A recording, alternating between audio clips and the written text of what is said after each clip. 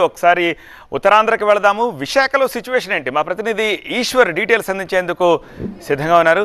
ఈశ్వర్, వైజాగ్ అలాగే ఉత్తరాంధ్ర వ్యాప్తంగా పోలింగ్ ఎలా కొనసాగుతోంది?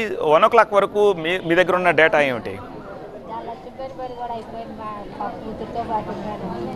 ఉదయం మనం అర్బన్ ఏరియాలో ఓటింగ్ సరళిని చూసాం. భారీ ఎత్తున ప్రజలు అర్బన్ ఏరియాలో కూడా ఓటింగ్ తరలి రావడం పట్ల అందరం దాన్ని అబ్జర్వ్ చేసాం. కానీ ప్రస్తుతం ఇప్పుడు మనం గ్రామీణ ప్రాంతంలో ఉన్నాం. అనకాపల్లి జిల్లా తుమ్మపాల అనే ఒక పంచాయతీలో ఉన్నాం.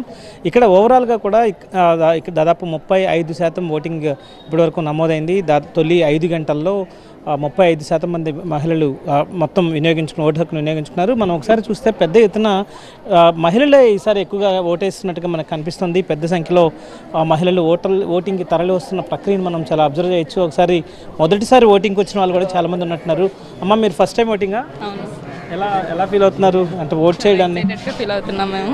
అంటే ఫస్ట్ ఓట్ చైతన్యం తీసుకొచ్చే ప్రయత్నం అందరం చేసాం. TV9లో కూడా విస్తృతమైన ప్రచారం జరిగింది. సో ఈసారి యూత్ తక్కువ ఉంది అన్నట్టుగా అంటారు. అందరూ వచ్చారు, ఓటింగ్కి వస్తున్నారు. అందరూ కూడా చాలా యూటిలైజ్ చేసుకుందాం అనుకుంటున్నారు వాళ్ళ ఓట్ని. ఎట్లా అంటే యూటిలైజేషన్ అంటే అమ్మా ఎట్లా? మీరు ఫస్ట్ టైమా? మీరు కూడా యూటిలైజేషన్ అంటే మీకు నచ్చిన నాయకుడిని ఎన్నుకోవడానికి స్వేచ్ఛగా డెవలప్మెంట్ కోసం. అమ్మా, ఎట్లా ఉంది ఈసారి? మిగతా రోజులు గత ఏడాది మీరు ఓటేశారు కదా, ఈసారి ఎట్లా ఎక్కువ మంది వస్తున్నట్టు కనిపిస్తుంది? చాలా రష్గా అనిపిస్తుంది. అందరూ ఓటింగ్ ఉపయోగించుకుంటున్నారు అనిపిస్తుంది. ఎప్పుడు వచ్చారమ్మా మీరు? 12 o'clock వచ్చాము. ఇది మహిళలు అయితే పెద్ద సంఖ్యలో ఓటింగ్కి వస్తున్న పరిస్థితి కనిపిస్తుంది.